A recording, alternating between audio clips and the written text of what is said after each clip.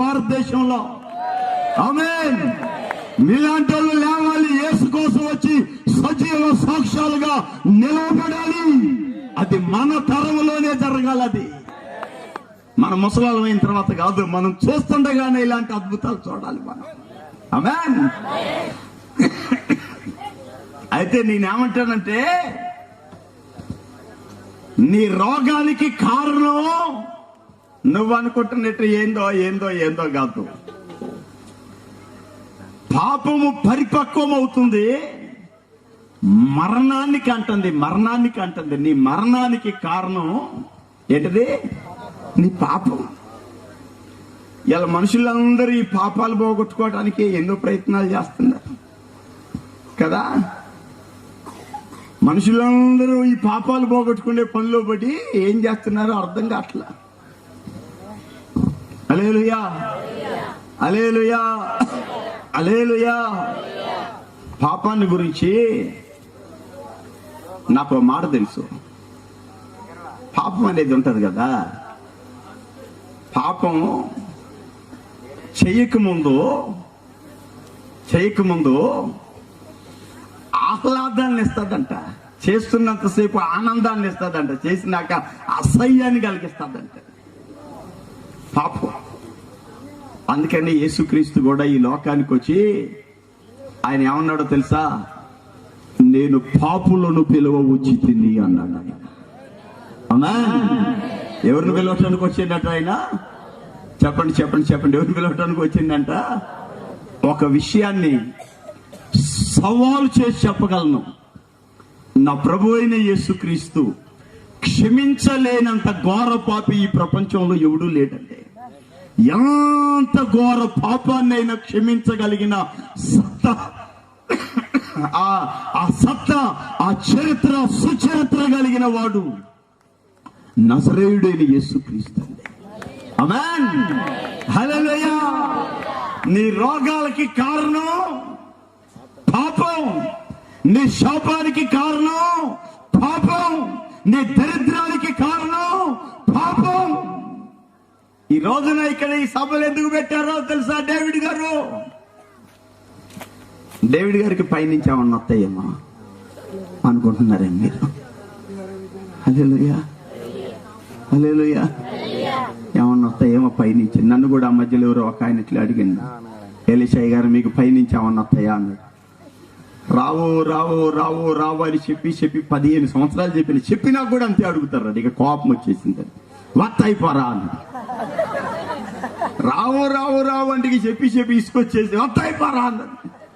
అప్పుడు అన్నాడు, నేను చెప్పలే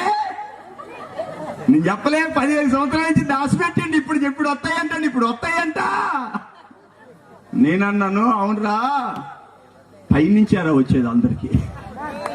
ఆమేన్. ఆయన ఎవరున్నారు? ఆయన దగ్గర నుంచి వస్తాయి మొక్కు. ఈ రోజున ఈ సభలు ఇక్కడ జరగటానికి గల కారణం ఏమిటంటే, పాపపు మార్గములో నడుస్తున్న వాళ్ళని మేలు కలిగే మార్గములోనికి పిలవటానికి ఈ సభలు జరుగుతున్నాయి. హల్లెలూయా, చెప్పండి గట్టిగా, హల్లెలూయా. పాపపు మార్గములో నుంచి ప్రజలను మళ్లించటానికి, 2 తలంపుల మధ్యలో కొట్టమెట్టాడుతున్న ప్రజలకి నా దేవుని స్వరాన్ని వినిపించడానికి సభలు జరుగుతున్నాయి. మీరు ఆలోచించాలి, ఏ భేదం లేదు, అందరూ పాపం చేసి దేవుడు అనుగ్రహించే మహిమను పొందలేకపోతున్నారంటే,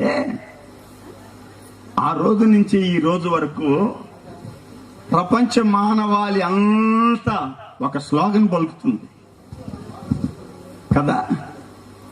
తెలంగాణ పార్టీ వాళ్ళైతే జై తెలంగాణ అంటారు, తెలుగుదేశం అయితే జై తెలుగుదేశం అంటారు. మరి పాపులందరూ ఏమని పలుకుతారో తెలుసా? ఏం పలుకుతారో తెలుసా? ఏది జరిగినా వాళ్ళు ఏమంటారంటే, దుఃఖం ఎవరైనా కాలు దాటి కింద పడ్డారు అనుకో, పాపం లేపండమ్మా.